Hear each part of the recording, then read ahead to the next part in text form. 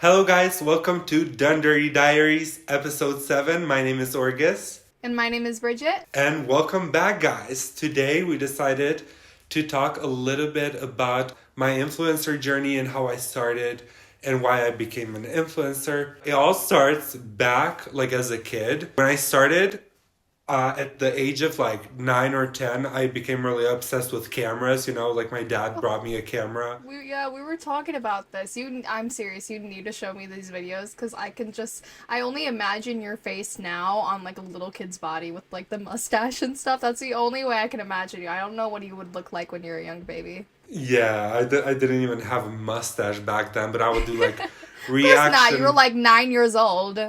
Yeah, I would do reaction videos. I would do pranks. I would do challenges. I would do unboxing as if I got PR from someone. But I started at around the age 9 or 10. I don't know. I picked it up. Honestly, I'm gonna give credit to my cousin. Hi, cousin. She and she's an architect now.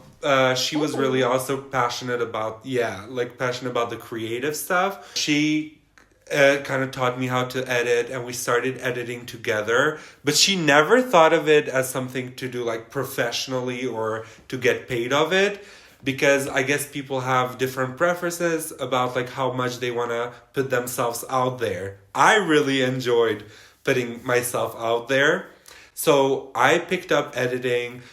I remember I was editing with a Windows program. I think it was not Windows. Was it iMovie? No, it wasn't iMovie. No, it was I think I know what you're talking about. It looked like a camera thing, like a colorful Windows thing, which was built inside of Windows. And we would edit with that. We would do transitions with that. We would do pranks, music videos. We would do short movies.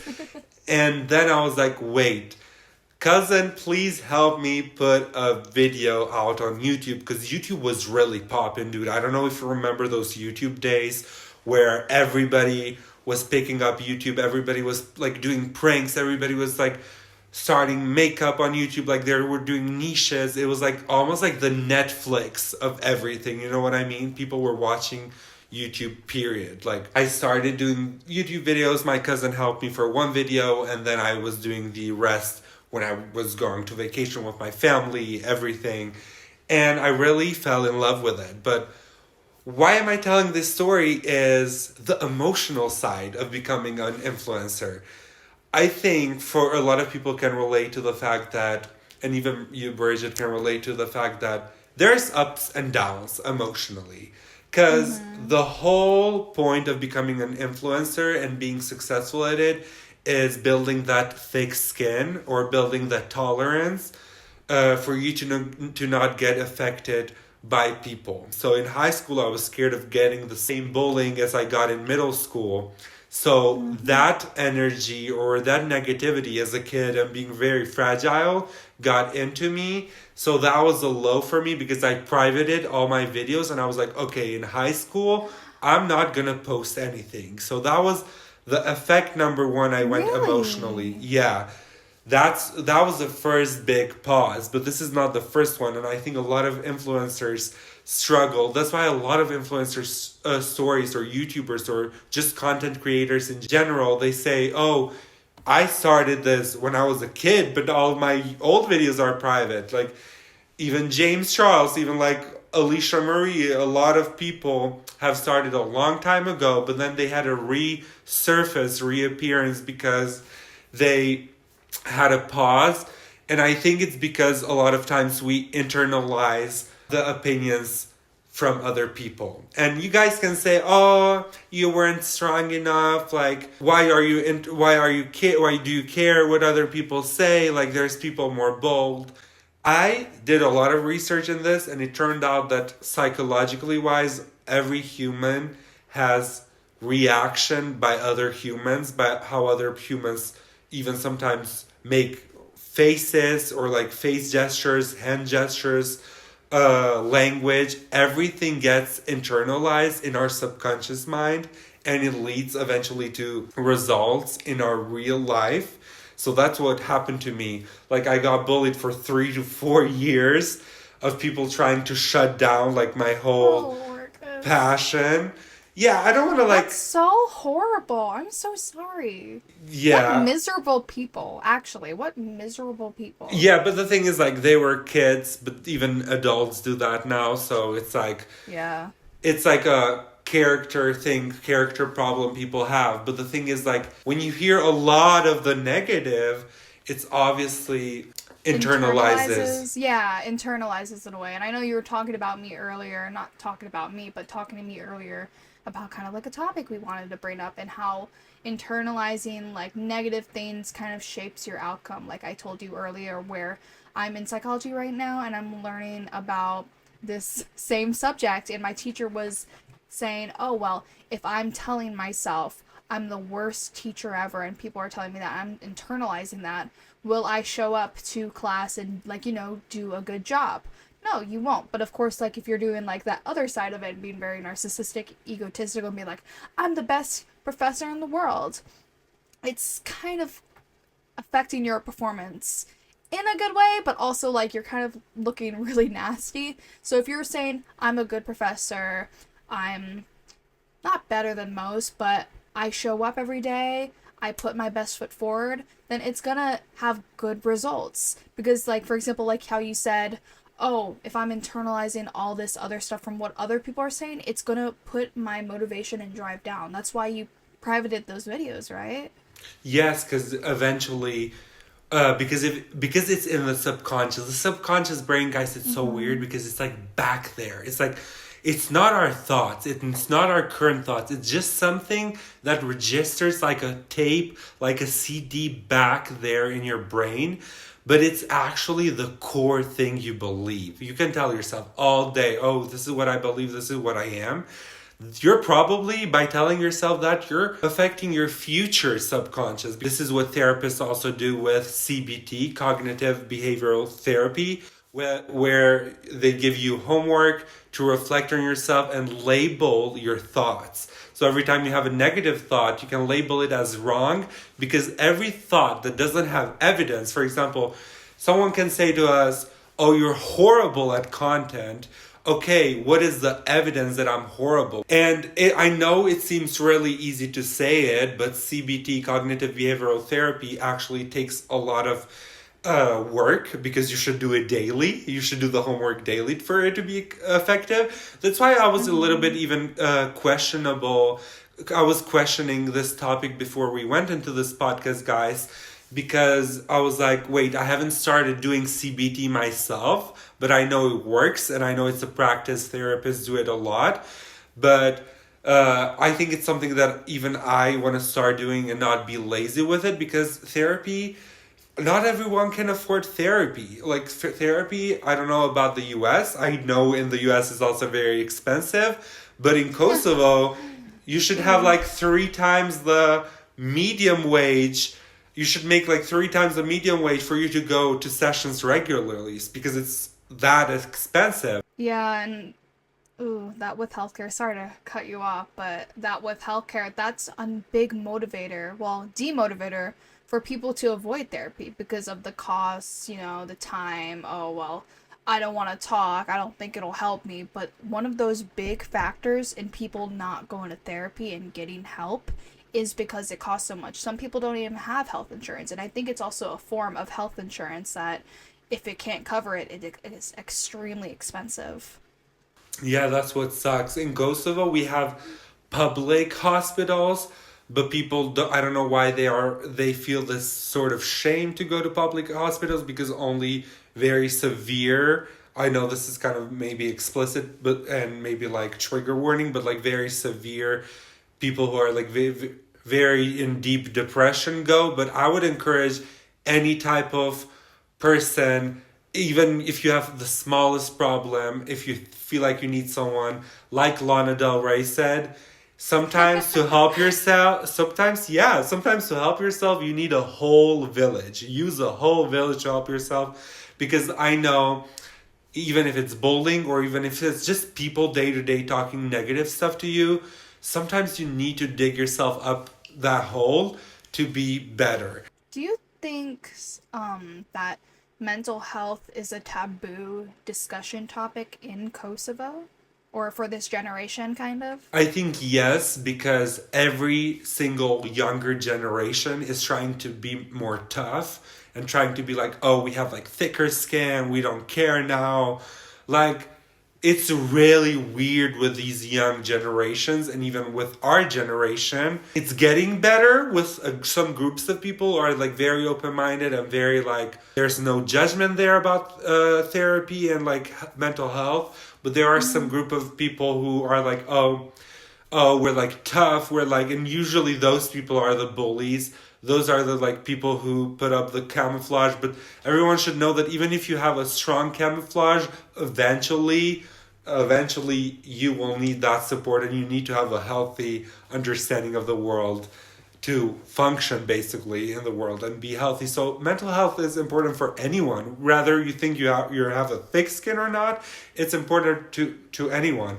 So this is why I really wanted to talk about this and talk about my journey, because even if I'm not doing therapy right now, I still want to bring it up. Even though if I'm not doing the homework, the CBT homework right now, I can just advise it to healthy. people. It's very healthy for you.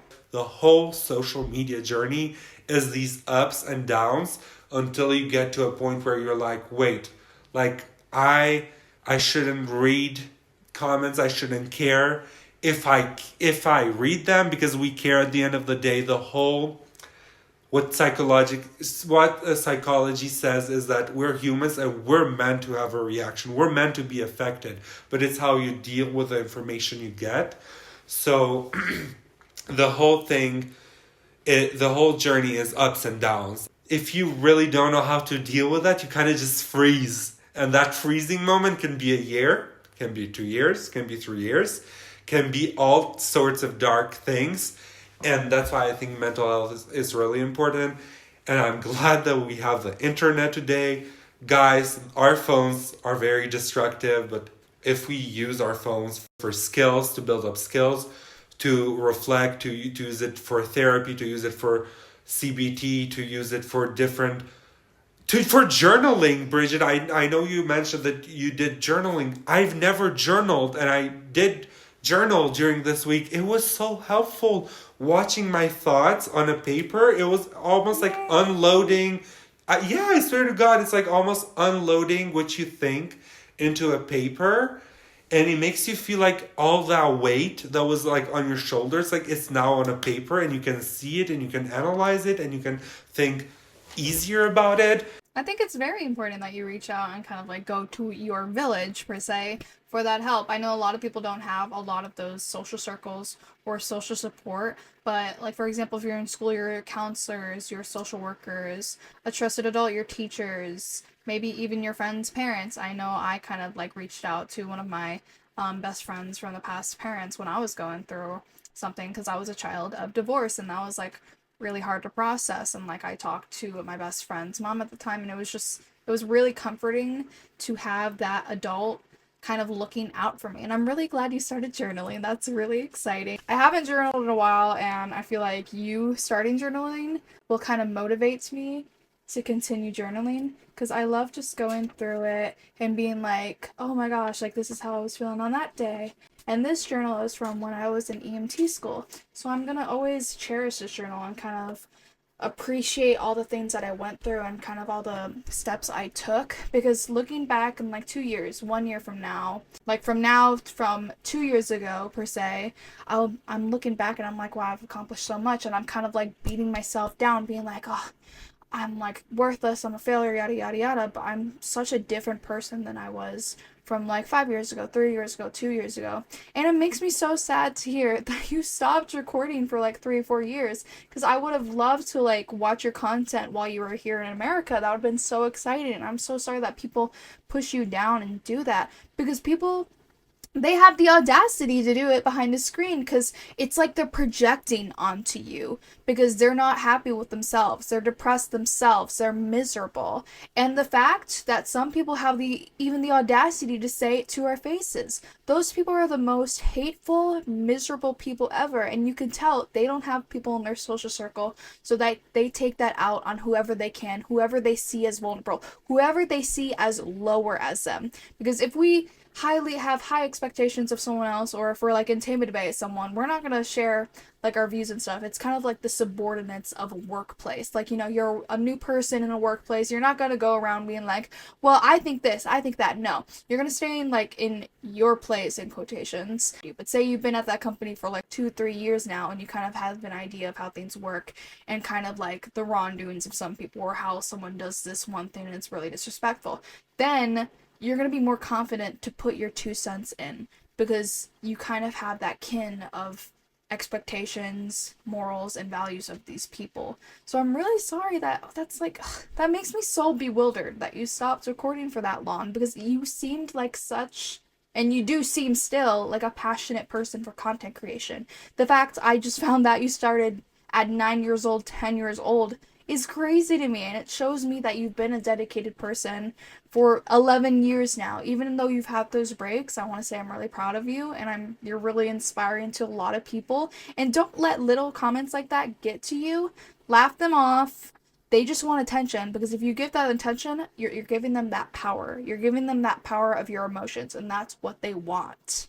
Yeah, thank you so much for those words. Bridget was advising me even before starting this podcast, because I was telling her that, and I'm going to tell you guys, I was like walking down the street and this guy was screaming at me like, oh, I saw you on TikTok, you we can bleep that.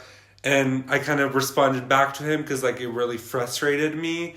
And I was like, oh, eat my beep, you know what I mean? And Argus, you know me, I would have started throwing hands, but then again, we are both over the age of 18. Even though like that guy was probably like old as heck, gross as heck, weird as heck, he might have been able to deserve it.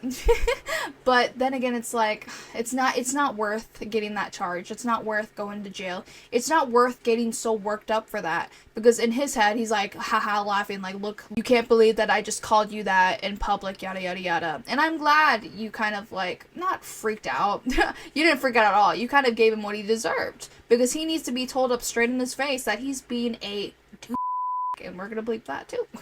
Yeah, he's definitely was being a jerk. And I was a little bit of a jerk back too. With right standards, you had a reason to be. He was just being rude.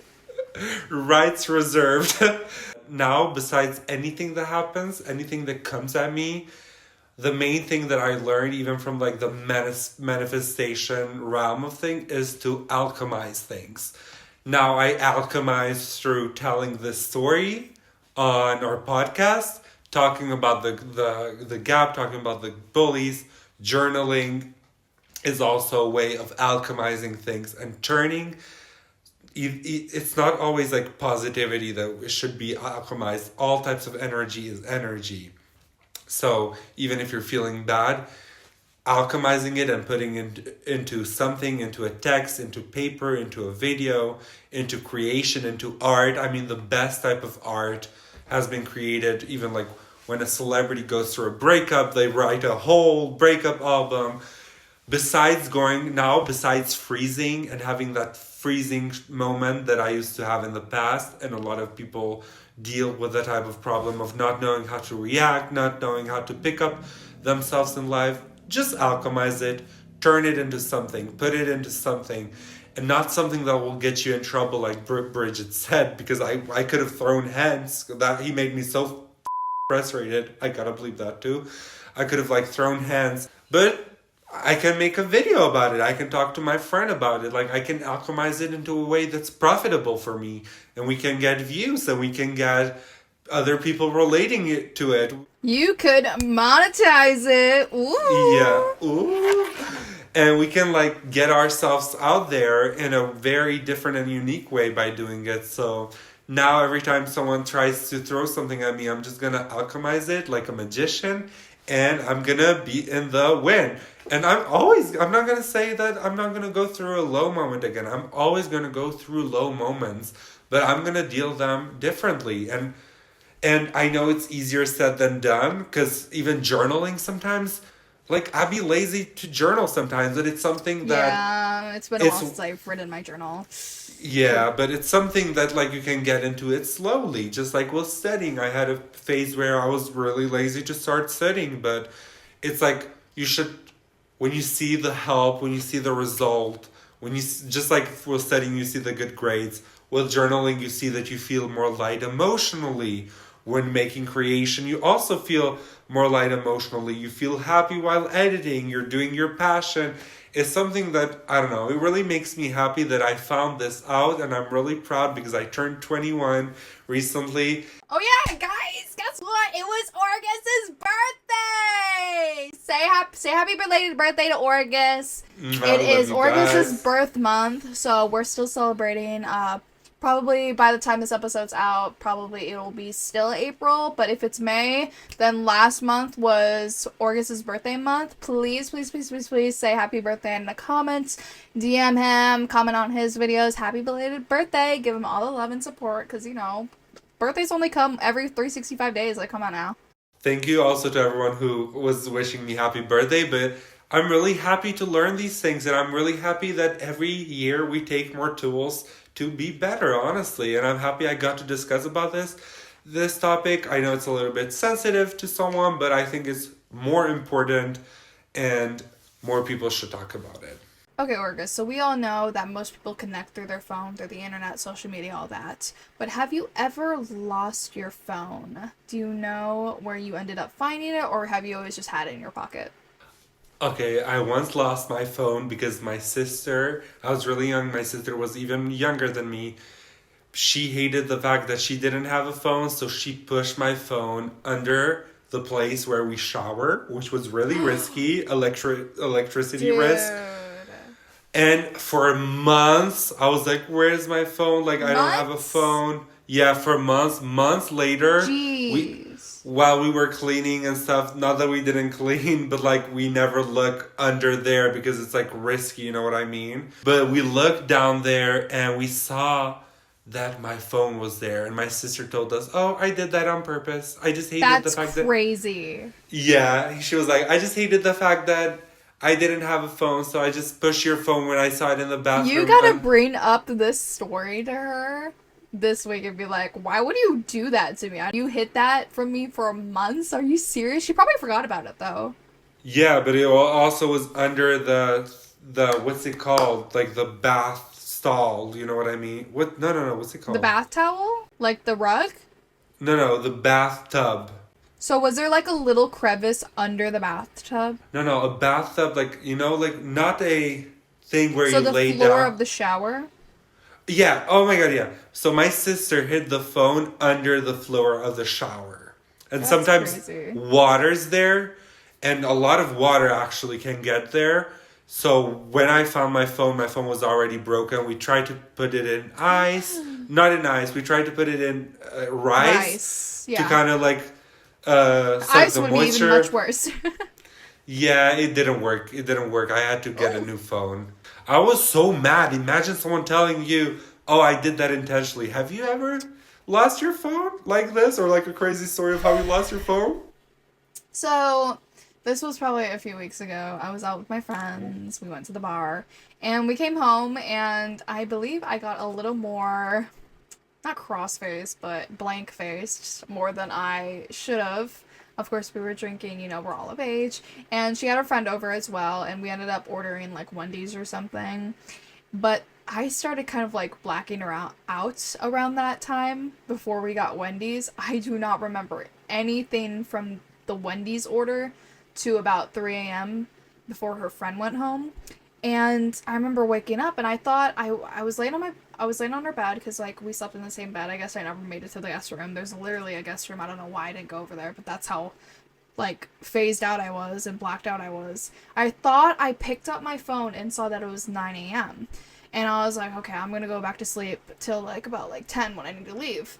And I thought I had my phone. So then when I fully woken up, I was like, what the heck? Like, I don't have my phone. So I'm looking around her room. I'm looking around, like, the cat's room. I'm looking around the guest room. Looking in the basement where we were. We were playing pool. We were playing, what's it called?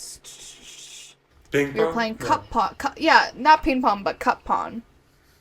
I couldn't find it anywhere. I was looking under the couches. She was helping me try and find it. And then we came across her dog because, like, her dog pooped all over the floor. That was horrendous. Oh, my gosh. But I could not find it for the life of me. And I started freaking out. I was like, okay, I gotta go because, like, I got this important thing going on today. I'll just come back later. And I remember being so freaking hungover. Worst hangover of my life. I told myself I wouldn't drink for like a month. And guys, I am legal. I am 21 years old. I am able to drink, so do not clock me on my tea. But, oh my god, it was the worst August. I felt miserable. I felt so sick. I was like dizzy and I was just like, never again. My head hurt so bad. I've never had a hangover like this, or a hangover period as bad as this. And I ended up going to her house around 8 at night. I didn't feel safe to drive, so I waited till later when I was feeling better. Went over there, worst thunderstorm ever, and we're looking again, same places, basement, her room, guest room. We're like sweeping the entire place. But I'm looking through my iPad and I'm looking at like my last photos and videos I took on Snapchat, and it's just like me on the floor with our cats, and I'm just like, oh, kitty. And I'm like, okay, the last photo I took was when I was in the cat room. So I go up in the cat room, still couldn't find anything. So she looks at me and she's like, do you think it's in the garbage? And I'm like, it can't be, because your friend threw up in the garbage. Ooh. So we look in the garbage and it's not in there. But then we realize that she changed the garbage. So we go in the garage and we're like looking through it and we're just like, I can't see it. So we turn our flashlights on. There's pieces of vomit in there. Absolutely disgusting. And there and behold is my phone covered in vomit. Orange vomit. My gosh, it was disgusting. But you do not know how happy I was to get my phone. Of course, I'm not happy about it being covered in vomit. I think I threw it out, but I do not remember that. I don't think my friend threw it out. I don't think her friend threw it out. But I was more relieved than pissed.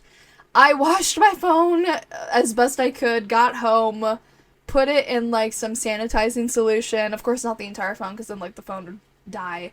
But I was cleaning it for like 3 days straight. Like, you know how bad that is. Like, I did not want to get sick. Guys, I don't want to make fun of Bridget, but whoever sees this clip, comment happy vomit.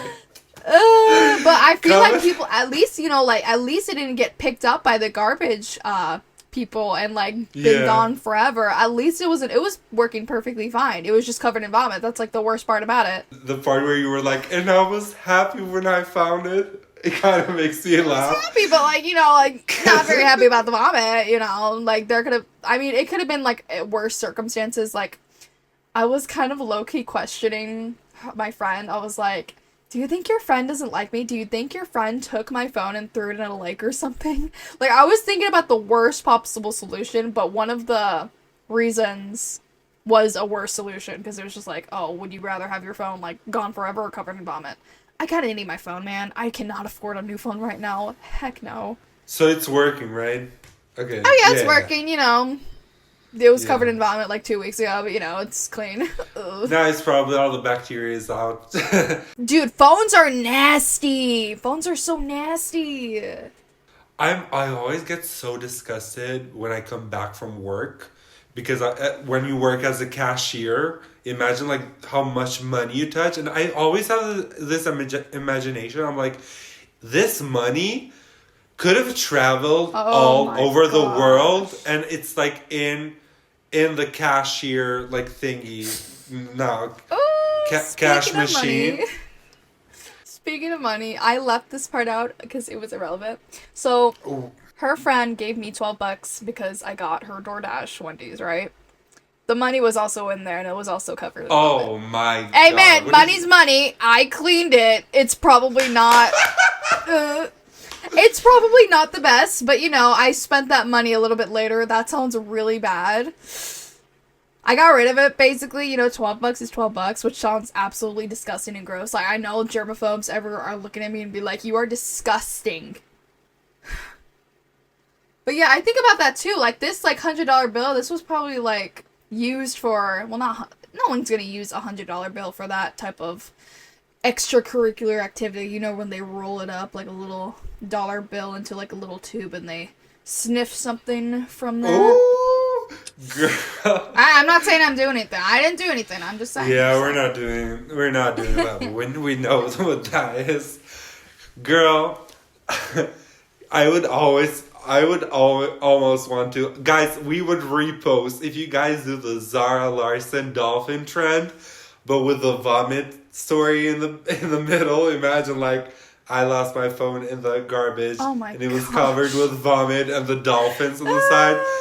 That would be the funniest thing ever. Too funny. Speaking of Zara Larsson, I'm so happy she's out of the KHIA ASYLUM finally. We were literally talking about, because we were like, I asked Orgus, I was like, it's because you were talking about Shawn Mendes performing in Kosovo, and I was like, I looked at you and I was like, how do you feel about Camila Cabello? Because me personally, I do not like her. I do not know her personally, but I do not like her. And then Orgus was like, I think she's like low-key in the KHIA ASYLUM. I'm like, how do you know that? It's just a vibe. It's just a vibe. You should have a certain type of relevance for you to be relevant, which is pure like logic. It sounds so basic, but like so brutal though. Oh my gosh. Yeah, I do understand that some people's, because we were just talking about mental health. I don't want to contradict. I understand that it could affect some singers, like mental health. Being like telling them, oh, you're in the KHIA ASYLUM. Like, if I were a singer, it would affect me a little bit. Like, but also on the other side, like, you got to see the funny part of it. Like, you got to see these KHIA ASYLUM girlies. I know that people have been saying that they're only targeting girls, but I would say that there's also a lot of guys in the KHIA ASYLUM. So we're not gonna forget the guys too. I think BB Rexa acknowledged it. There was one celebrity who acknowledged, like, I'm still in the KHIA ASYLUM, like, I'm trying to break out. And I'm just like, girl, don't acknowledge it. But I have a reason to hate Camila Cabello, and I feel like any of you can look up on YouTube her past incidents. But she is in the KHIA ASYLUM. But anyway, I don't want to be rude. Oh my god, I don't want the karma to bite me. Well, we're not being mean. Camila, we love you. We're just joking. I don't want to attract karmic energy, because she sometimes seems nice. She did have a Twitter moment, but a Twitter moment. We're not gonna. Yeah, we're not gonna. We're not in the expose channel. Yeah. Anyway, talking about Zara Larsson really makes me like heated up about summer, because summer is full of festivals. Even Coachella just happened, which a lot of people wanted to go. A lot of people were talking about going. A lot of people went. Oh, but those tickets are so expensive. Yeah, I agree. That's a whole month's salary for some people. Absolutely. Some people be buying like tickets like $2,000, $3,000, and some people be even trying to buy like VIP tickets. It's crazy. I get the vibe. Like, I did say to Bridget that I love festivals. In Kosovo, there is a festival called Sunny Hill Festival, and yes, we're promoting it. Sunny Hill, please sponsor me. Bring me in the VIP line. I want to hang out with the VIPs. We're promoting it in the podcast. Festivals are one of those things where like, they are a little bit expensive, but I think it's reasonable. I don't know why. Like, it's so many artists, so many DJs. But then you think about, like, the genuine fans versus, like, celebrities, which, I mean, they can also be genuine fans, but then also influencers who just go to Coachella for, like, the pictures, connections, influencer culture and stuff. Then again, it's, like, a big culture moment, but then again, it's just, like, what about people who actually really enjoy these events? And now the tickets are so marked up that normal people, well, not normal people, because some people couldn't even dream of, like, affording these tickets. People who are making smarter financial decisions and not spending, like, a band to go to freaking Coachella, which it would be really cool, because, you know, it was, like, Biebercella this year. Yeah. And some people, like, they've been longtime fans and they really want to see all these big artists. And I agree with you that it is kind of somewhat a fair price point because you're seeing all these big artists. So I don't know. It's like, I understand what you mean, but also, even though it's expensive, it's like a once in a year thing. I know it's financially very it takes a little bit of a toll on your wage, but I think it's fun. I don't know if I'm gonna go this year, but if I go, I'll tell you guys. I might even vlog or something like that. But yeah, guys, I'm so excited about this new chapter of my life. Like the whole summer coming up. I'm so excited about this year. Summer coming up, festivals coming up. I love people who are coming in and out of the KHIA Asylum. Everything we talked about is so interesting. And I also love that we gave you guys some tools, and I hope any of you can use some of the tools I recommended. They are like factually proven by science that it can work, and working with yourself is really important. So thank you for anyone honestly joining today. It was really fun. Today was the 7th episode. 6th episode is probably out by now, so thank you guys for supporting us and hanging out with us.